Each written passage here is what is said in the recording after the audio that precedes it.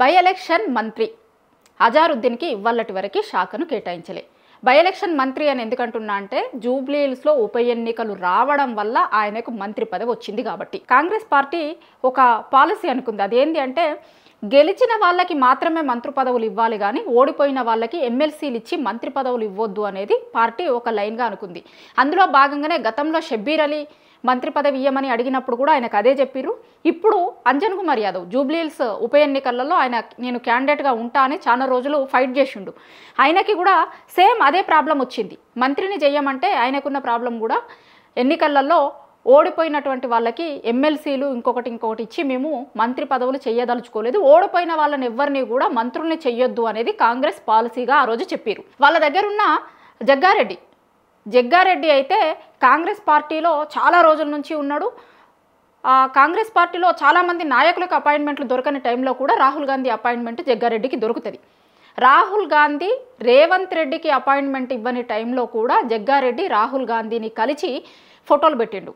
వాళ్ళ బిడ్డ పెళ్లి పత్రిక ఇచ్చేటందుకు వాళ్ళ ఫ్యామిలీ అంతా పోయి రాహుల్ గాంధీని కలిసిర్రు. ఆ టైంలో మన సీఎం రేవంత్ రెడ్డి గారు రాహుల్ గాంధీ అపాయింట్మెంట్ కోసం ఢిల్లీ చుట్టూ తిరుగుతుండు. ఈయనకి ఇవ్వని అపాయింట్మెంట్ కూడా ఆ రోజు ఆయనకి ఇచ్చిర్రు. సో అంత సఖ్యతతో హైకమాండ్తో ఉన్నా కూడా వాళ్ళకు ఉన్నటువంటి ఒకే ఒక పాలసీ, వాళ్ళు పెట్టుకున్నటువంటి పాలసీలో భాగంగా ఆ రోజు జగ్గారెడ్డికి కూడా మంత్రి పదవి ఇచ్చేందుకు అధిష్టానం ఒప్పుకోలేదని చెప్తారు. కానీ వాళ్ళ జూబ్లీహిల్స్ ఉప ఎన్నికలు వచ్చిన తర్వాత తప్పనిసరి పరిస్థితులలో అక్కడ మైనారిటీలు చాలా ఎక్కువ ఉన్నారు కాబట్టి, డిసైడింగ్ ఫ్యాక్టర్గా ఉన్నారు కాబట్టి అక్కడ అజారుద్దీన్కి మంత్రి పదవి ఇవ్వక తప్పని పరిస్థితి అధిష్టానంకి ఏర్పడ్డది. నేను దీంట్లో ఎక్కడ కూడా రాష్ట్ర ప్రభుత్వంని ఇంక్లూడ్ చేయట్లేదు, ఎందుకంటే అది రాష్ట్ర ప్రభుత్వ నిర్ణయం కాదు, రేవంత్ రెడ్డికి తెలిసిన నిర్ణయం కాదు, రేవంత్ రెడ్డి అనుకున్నటువంటి నిర్ణయం కాదు. ఎందుకంటే రేవంత్ రెడ్డి అజారుద్దీన్కి మంత్రి పదవి ఇవ్వాలి అని అనుకోలేదు. ఎందుకంటే జూబ్లీహిల్స్లో ఉప ఎన్నికలలో ఆయన క్యాండిడేట్గా పోటీ చేస్తా అన్నప్పుడే ఆయనని తప్పించేందుకు జరగాల్సిన ప్రయత్నాలన్నీ జరిగినాయి అని అన్నారు. కానీ ఆయన హైకమాండ్ దగ్గరికి పోయే ఎమ్మెల్సీ పదవి తెచ్చుకున్నాడు. ఎందుకంటే ఆయనకి ఎమ్మెల్సీ అనౌన్స్ అవ్వడానికి ముందు రోజు నాడు ఆయన ఎవరిని కలిసిండు, ఏ ఫోటోలు బయటకు వచ్చినాయి, రాహుల్ గాంధీని సోనియా గాంధీని కలిసిన ఫోటోలు బయటకు వచ్చినాయి. దాని తెల్లారే ఆయనకి ఎమ్మెల్సీని అనౌన్స్ చేస్తున్నట్లు ప్రకటించాల్సి వచ్చింది. అంటే ఆయన అధిష్టానం దగ్గరికి పోయి అధిష్టానం ఆశీస్సులతో అధిష్టానం పిలిచి ఆయనకి ఎమ్మెల్సీ ఇచ్చింది. రాష్ట్ర ప్రభుత్వంకి అజారుద్దీన్ విషయంలో ఎట్లాంటి సంబంధం లేదు. అట్లనే ఆయనకి మంత్రి పదవి ఇచ్చే విషయంలో కూడా రాష్ట్ర ప్రభుత్వంకి ఎట్లాంటి సంబంధం లేదు. హైకమాండ్ నాయకులు ఆయనకి మంత్రి పదవి ఇవ్వమని చెప్పిర్రు, ఈయనే మంత్రి పదవి ఇచ్చిండు. ఎందుకు చెప్పాల్సి వస్తుంది ఇదంతా అంటే మహేష్ కుమార్ గౌడ్కి కూడా ఇన్ఫర్మేషన్ లేదు. ముందు రోజు నాడే అన్నాడు కదా ఆయన, అజారుద్దీన్ రేపు ప్రమాణ స్వీకారం చేస్తాడట అంటే ఏమో నాకు అట్లాంటి ఇన్ఫర్మేషన్ ఏమీ లేదు అన్నాడు. అంటే అది ప్యూర్లీ హైకమాండ్ నిర్ణయం. ఇప్పుడు ఏం జరుగుతుంది అంటే ఆయన మంత్రిగా ప్రమాణ స్వీకారం చేసి 3 రోజులు అవుతుంది. 3 రోజుల వరకు కూడా శాఖ లేనటువంటి మంత్రి అజారుద్దీన్. ఎందుకు శాఖ లేనటువంటి మంత్రిగా ఉండిపోయిండు అంటే సీఎం రేవంత్ రెడ్డి దగ్గర ఉన్నటువంటి శాఖనే అజారుద్దీన్ అడుగుతున్నాడు. అజారుద్దీన్ అడుగుతున్న శాఖని ఇచ్చేందుకు సీఎం రేవంత్ రెడ్డి ఒప్పుకోవట్లేదు. అందుకోసం ఆ శాఖ ఎటు తెగుతలేదు అనేది చాలామంది మాట్లాడుకుంటున్నమాట. మామూలుగా ఎప్పుడైనా సరే మంత్రివర్గం ప్రమాణ స్వీకారం చేసిన తర్వాత గంటకు 2 గంటలకి శాఖలు కేటాయిస్తారు. నేను చాలా ఏళ్ల నుంచి జర్నలిజంలో ఉన్న చాలా మంత్రివర్గాలను చూసిన, 1-2 గంటలలో ప్రమాణ స్వీకారం అయిపోయిన తర్వాత శాఖల్ని కేటాయిస్తారు.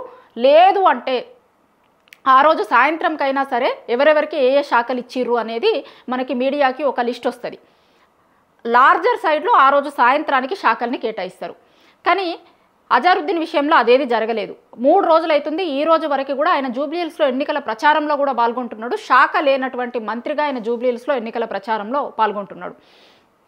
ఇప్పటివరకు ఏ శాఖ ఇవ్వలేదు. ఇది మరి మైనారిటీలలో ఎట్లాంటి ఇన్ఫ్లుయెన్స్ చూపిస్తుంది అనేది కూడా చూడాల్సి ఉంటుంది. ఎందుకంటే మైనారిటీలు కూడా ఆలోచిస్తారు కదా, జూబ్లీహిల్స్లో ఓట్ల కోసమనే ఆయనకి ముస్లిం ఓట్ల కోసమనే అజారుద్దీన్కి ఆల్ ఆఫ్ ది సడన్ మంత్రి పదవి ఇచ్చి అవమానిస్తున్నారు. 3 రోజుల నుంచి మంత్రి పదవి ఏ శాఖకి మంత్రి, ఏ శాఖ కేటాయించలేదు మా ఊడికి అని వాళ్ళందరూ కూడా ఆలోచిస్తారు డెఫినెట్గా. అయితే సీఎం దగ్గర చాలా కీలకమైన శాఖలు ఉన్నాయి. ఆయనతో పాటు కొంతమంది మంత్రులు ఆ రోజు కాంగ్రెస్ పార్టీ ప్రమాణ స్వీకారం చేసినప్పుడు ఆయనతో పాటు కొంతమంది మంత్రులు ప్రమాణ స్వీకారం చేసిరు. దాని తర్వాత మళ్ళీ 3 మంత్రుల్ని ఆయన క్యాబినెట్లోకి తీసుకున్నాడు. దాని తర్వాత మొన్న అజారుద్దీన్ వచ్చిండు. అయినా సరే ఇప్పటికీ చాలా కీలకమైనటువంటి శాఖలు, హోంశాఖ, విద్యాశాఖ, మున్సిపల్ లాంటి చాలా కీలకమైన శాఖలు అన్నీ సీఎం రేవంత్ రెడ్డి దగ్గరే ఉన్నాయి. చాలామంది మంత్రులు ఉన్నప్పటికీ కూడా ఆ మంత్రులకు ఎవరికి ఈ శాఖలు ఈ రోజు వరకు ఇవ్వలేదు. మధ్యలో 3 మంత్రివర్గం విస్తరణ చేసినప్పుడు కూడా వాళ్ళకి సీఎం దగ్గర ఉన్న శాఖల్ని వేటిని ఇవ్వలేదు. చాలా కీలకమైనటువంటి శాఖలు ఇవన్నీ కూడా, వాటిని సీఎం దగ్గరే పెట్టుకున్నాడు. సో ఇప్పుడు అజారుద్దీన్ ఏమడుగుతున్నాడు అంటే సీఎం దగ్గర ఉన్నటువంటి హోంశాఖనే నాకు కావాలి అని అజారుద్దీన్ పట్టుబడుతుండట. హోంశాఖ ఇచ్చేందుకు రేవంత్ రెడ్డి ఇష్టపడతలేడు, వేరే శాఖ తీసుకునేందుకు అజారుద్దీన్ ఇష్టపడతలేడు. దీనివల్ల ఏ శాఖ తేలకుండా 3 రోజుల నుంచి ఉండాల్సి వచ్చింది అనేది కాంగ్రెస్ పార్టీలో ఉన్న చాలామంది నాయకులు మాట్లాడుకుంటున్నారు. మళ్ళీ ఇది అధిష్టానం దగ్గరే తేలాల్సిన అవసరం ఉంది. ఎందుకంటే అధిష్టానమే మంత్రి పదవి ఇచ్చింది ఆయనకి, అధిష్టానమే ఎమ్మెల్సీగా కూడా ఖరారు చేసింది. కాబట్టి ఇప్పుడు జూబ్లీహిల్స్ ఎన్నికల ప్రచారంలో బిజీగా ఉన్నారు సీఎం రేవంత్ రెడ్డి కావచ్చు, అట్లనే అజారుద్దీన్ కూడా. ఇప్పుడు హైకమాండ్ పిలిచి మాట్లాడే దాంట్లో లేదు. ఇంకొక దిక్కు వాళ్ళకి బీహార్ ఎన్నికలు కూడా ఉన్నాయి. బీహార్ ఎన్నికలకి సంబంధించింది కూడా డే టు డే యాక్టివిటీ వాళ్ళు చూసుకుంటూ ఉంటారు. కాబట్టి ఇప్పటికైతే మంత్రి పదవి ఇచ్చినాం, తర్వాత ఈ జూబ్లీహిల్స్ ఎన్నికలది అంతా అయిపోయిన తర్వాత మరి శాఖని కేటాయిస్తారా, ఢిల్లీకి పిలిచి సీఎం రేవంత్ రెడ్డిని ఆయన దగ్గర ఉన్న హోంశాఖని అజారుద్దీన్కి ఇవ్వమని చెప్తారా, లేకపోతే ఫోన్లో ఏమన్నా కమ్యూనికేట్ చేస్తుందా అధిష్టానం? ఎందుకంటే అజారుద్దీన్కి మైనారిటీ శాఖ ఇస్తారు అని సీఎం వైపున ఉన్నటువంటి కొంత లీకులు ఇస్తున్నారు. మైనారిటీ శాఖని ఇస్తాము ఆయనకి అని, దాంతోపాటు క్రీడా శాఖని కూడా కేటాయిస్తామని. ఎందుకంటే ఆయన క్రికెటర్గా అందరికీ తెలుసు కాబట్టి క్రీడా శాఖ, మైనారిటీ శాఖ ఇస్తాము అని చెప్తున్నారు. ఈ 2 శాఖలు ఇప్పుడు ఎవరి దగ్గర ఉన్నాయి? మొన్న ఆ మధ్యలో 3 ప్రమాణ స్వీకారం చేశారు కదా, అడ్లూరి లక్ష్మణ్, వాకటి శ్రీహరి, వివేక్ వెంకటస్వామి. దాంట్లో అడ్లూరి లక్ష్మణ్ దగ్గర అట్లనే వాకటి శ్రీహరికి కేటాయించిన శాఖలతో పాటు వీటిని కూడా అడిషనల్గా కేటాయించారు. వాళ్ళిద్దరి దగ్గర నుంచి ఒక్కొక్క శాఖని తీసేసి అజారుద్దీన్కి ఇస్తాము అనేది సీఎం వైపు ప్లాన్గా ఉంది. ఒకవేళ వాళ్ళిద్దరి దగ్గర ఉన్న ఈ శాఖల్ని తీసేసి అజారుద్దీన్కి ఇస్తే కనుక వాళ్ళకి కూడా ఇంకా మళ్ళీ శాఖలు ఇవ్వాల్సి వస్తుంది. కానీ అజారుద్దీన్ ఈ శాఖలకి ఒప్పుకుంటలేడు. ఆయన చెప్తున్నటువంటి దాంట్లో ఇంకొక వర్షాన్ని కూడా ఏం చెప్తున్నట్టు అంటే అజారుద్దీన్ గతంలో బీఆర్ఎస్ పార్టీ ప్రభుత్వం ఉన్నప్పుడు మైనార్టీని హోంమంత్రిగా చేసిర్రు, ముస్లింల ప్రతినిధిగా ఉన్నటువంటి ఆ రోజు మహమూద్ అలీకి హోంమంత్రి ఇచ్చిర్రు. కాబట్టి బీఆర్ఎస్ ప్రభుత్వం ఇచ్చింది కదా, ఇక్కడ కాంగ్రెస్ ప్రభుత్వం ఇవ్వడానికి ఉన్నటువంటి ఇబ్బందులు ఏంది అనే పాయింట్ని కూడా అజారుద్దీన్ లేవనెత్తుతున్నాడట. గతంలో అట్లాంటి సాంప్రదాయం ఉంది కదా, ఇచ్చిర్రు కదా, ఇప్పుడు ఎందుకు ఇస్తలేడు? పైగా సీఎం గారి దగ్గర ఎందుకు ఇన్ని శాఖలు ఉండాలి? కీలకమైనటువంటి శాఖలన్నీ ఆయన దగ్గరే ఎందుకు ఉండాలి? గతంలో సీఎంల దగ్గర ఎవరి దగ్గర హోంశాఖలు లేవు కదా, వేరే వాళ్ళకి ఇచ్చిర్రు కదా, సేమ్ అట్లనే నాకు కూడా ఇప్పుడు హోంశాఖ ఇయ్యిర్రి అనేది అజారుద్దీన్ అడుగుతున్నాడు, మాట్లాడుతున్నాడు హైకమాండ్ దగ్గర. సో దీనివల్ల ఎటు తేలక ఇప్పుడు అజారుద్దీన్ మంత్రిగా ప్రమాణ స్వీకారం చేసిన 3 రోజుల నుంచి ఏ శాఖ లేనటువంటి మంత్రిగా అజారుద్దీన్ మిగిలిపోయిండు. దీంట్లో అజారుద్దీన్ మాట నెగ్గుతుందా, రేవంత్ రెడ్డి మాట నెగ్గుతుందా, అధిష్టానం ఏం డిసైడ్ చేస్తుంది? రేవంత్ రెడ్డి దగ్గర ఉన్నటువంటి శాఖను కోల్పోవలసి వస్తుందా?